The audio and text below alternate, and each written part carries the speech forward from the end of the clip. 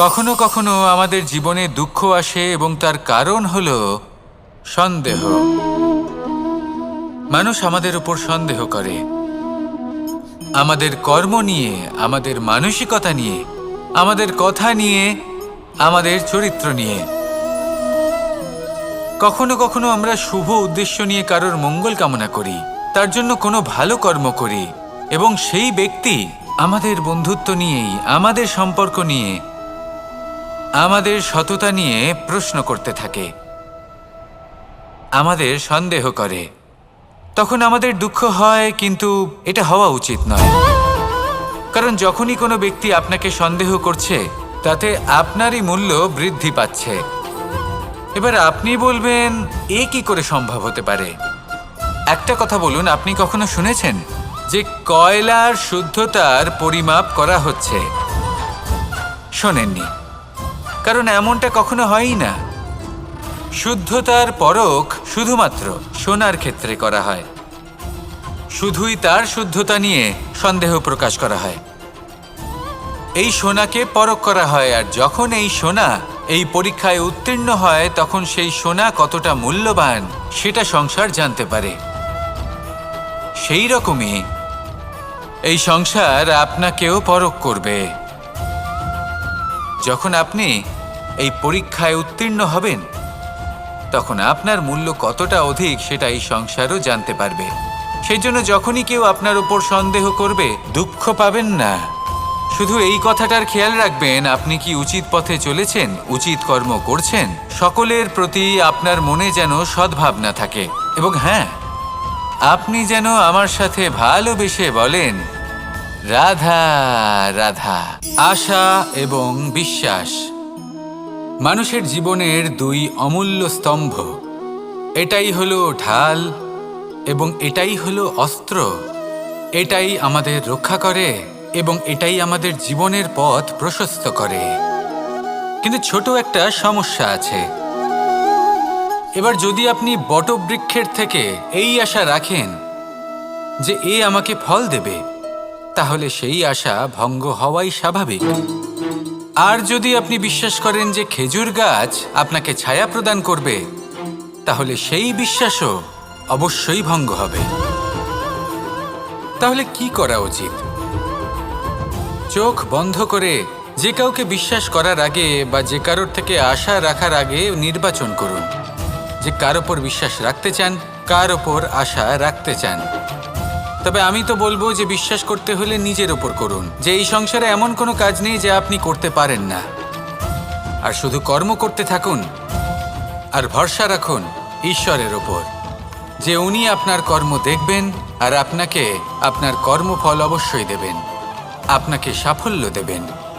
যদি আপনার বিশ্বাস অটল হয়, নিরন্তর পরিশ্রম করেন, তাহলে ঈশ্বর কখনোই আপনার আশা ভঙ্গ হতে দেবেন না।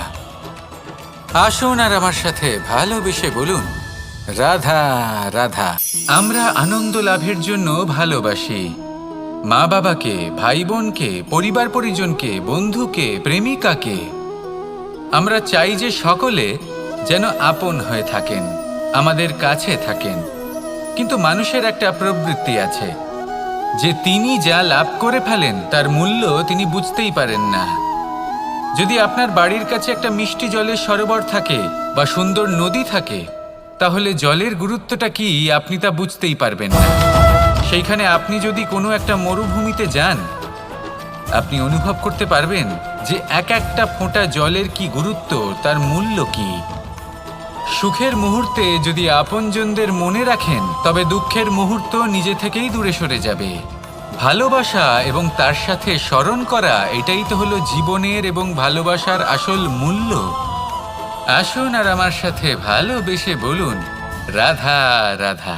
আমাদের হাতটা দেখুন, এই হাতে 5টা আঙুল আছে যা ভিন্ন ভিন্ন ধরনের, একরকম কেন নয়? কারণ হলো প্রত্যেকের নিজের নিজের গুরুত্ব আছে, নিজের নিজের মাহাত্ম্য আছে। এরা ভিন্ন, তাই একত্রিত হয়ে মুষ্টিবদ্ধ করা সম্ভব, যার দ্বারা আমরা আত্মরক্ষাও করতে পারি, আবার আক্রমণও করতে পারি। যদি 5টি আঙুল সমান হতো, তাহলে মুষ্টিবদ্ধ হতে পারত না, নিজেদের মধ্যে বিভ্রান্তির সৃষ্টি করত। এবার এরকমই কিছু আমাদের সংসারেও হয়। আমাদের দেশ যেখানে একটি ভূমির ওপর ভিন্ন ভিন্ন ধর্মের মানুষ বাস করেন, ভিন্ন ভিন্ন জাতি, ভিন্ন ধর্ম, ভিন্ন ভাষা। কিন্তু যদি আমরা এটা ভাবি যে কিভাবে এই দেশকে কল্যাণের পথে নিয়ে যাওয়া যায়, কিভাবে এর বিকাশ করা সম্ভব, তাহলে আমাদের একত্রিত হওয়া শিখতে হবে। যেইভাবে 5টা আঙুল একত্রিত হয়, মুষ্টিবদ্ধ হয়, সেইভাবেই আপনার যে ভাষাই হোক, যে ধর্মই হোক, যে জাতিই হোক না কেন, ঠিক আছে, আবশ্যক হলো আপনার নিজের কর্মভূমির সাথে, আপনার ধরিত্রীর সাথে যুক্ত থাকা, সাথে থাকা। তবেই দেশের উন্নয়ন সম্ভব, তবেই এই দেশ স্বতন্ত্র থাকবে, সফল হবে, আর এই মন প্রসন্ন হয়ে বলবে রাধা রাধা। খেলা খেলতে কে না ভালোবাসেন?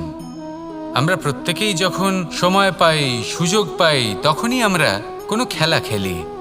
খেলার সময় 2 ধরনের মানুষ ওখানে থাকেন। 1, যারা অংশগ্রহণ করেন, আর 2, যারা দেখতে থাকেন, যারা দর্শক হয়ে দেখেন, যারা নিজের পক্ষের বিজয়ের ফলে উচ্ছ্বসিত হয়ে থাকেন, পরাজয়ের ফলে শোক পালন করেন, পরামর্শ দিয়ে থাকেন। আর বিজয়ী কে হন? বিজয়ী তিনি হন যিনি অংশগ্রহণ করেন। নির্বাচন আপনাকে করতে হবে, আপনি কি করতে চান? আপনি কি খেলোয়াড় হতে চান, নাকি আপনি দর্শক হতে চান?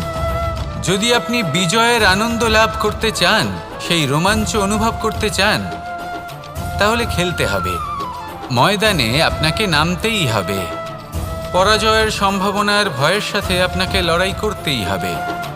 বিপক্ষের আহ্বানকে স্বীকার করতেই হবে, খেলোয়াড় হয়ে উঠতে হবে। তবেই এই বিজয়ের সম্ভাবনা থাকবে। আসলে কি, দর্শক হয়ে পরামর্শ দেওয়া অত্যন্ত সহজ, ময়দানে নেমে অংশগ্রহণ করা অত্যন্ত কঠিন। আর এখানে যেটা সহজ, তা আপনাকে বিজয়ের পথে কখনোই নিয়ে যাবে না। আসুন আমার সাথে ভালোবেসে বলুন রাধা রাধা। এই সংসারে এমন কখনোই হবে না যে আপনি কিছু একটা করলেন কিন্তু তার মূল্য আপনাকে দিতেই হলো না। যে কোনো কাজের জন্য, যে কোনো কর্মের জন্য আপনাকে মূল্য দিতেই হবে। প্রকৃতিও আমাদের এটাই শেখায়। আকাশে দেখুন সূর্যকে, প্রত্যেকদিন আমাদের প্রকাশ প্রদান করেন। এনাকে সূর্যনারায়ণ বলা হয়। ইনি কি মূল্য প্রদান করেন? নিজে জ্বলতে থাকেন। ধরিত্রী মাতা, এই ভূমি, ইনি কি মূল্য প্রদান করেন? প্রহার সহ্য করেন। আমরা এই ধরিত্রীতে প্রহার করে মাটি খুঁড়ে তাতে বীজ বপন করি, তবেই আমরা অন্ন লাভ করি, তবেই ফসল পাই। জীবনে যদি আপনাকে সফল হতে হয়, সম্মান পেতে হয়, যশ পেতে হয়, তাহলে আপনাকে মূল্য দিতেই হবে। যদি আপনি সাফল্য লাভ করতে চান, তাহলে দিন রাত আপনাকে ত্যাগ করতে হবে, যেখানে সমগ্র সংসার সন্তোষ অনুভব করছে, আর আপনাকে করতে হচ্ছে পরিশ্রম। যদি আপনি সম্মান প্রাপ্ত করতে চান, তাহলে আপনাকে সেই সুখ ত্যাগ করতে হবে যা সবার কাছে রয়েছে। যদি আপনি যশ লাভ করতে চান, তাহলে নিজের অন্তরকে মেরে ফেলা আপনাকে শিখতে হবে, তবেই আপনি যশ লাভ করবেন।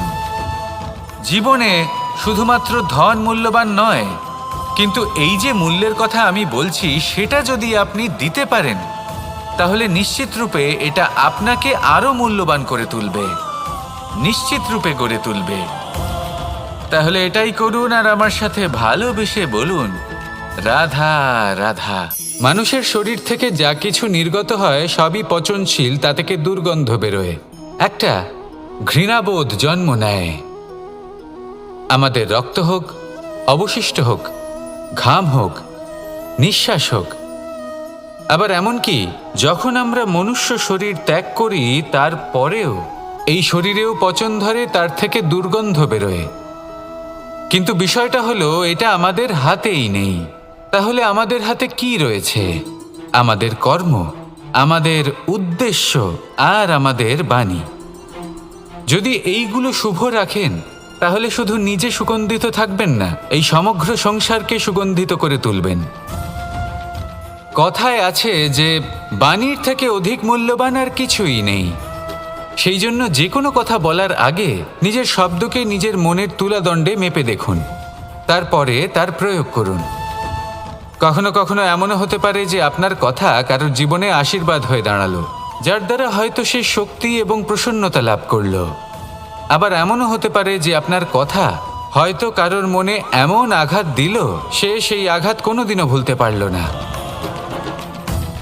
আসুন আমার সাথে ভালোবেসে বলুন, রাধা রাধা।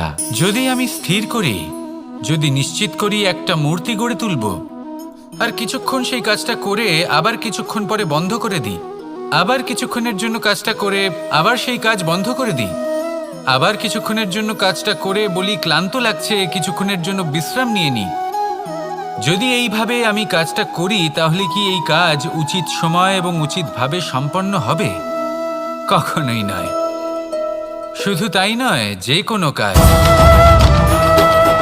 যদি পূর্ণ করতে হয়, উচিতভাবে করতে হয়, উচিত সময়ের মধ্যে করতে হয়, তাহলে প্রয়োজন সততার এবং অখণ্ড প্রচেষ্টার।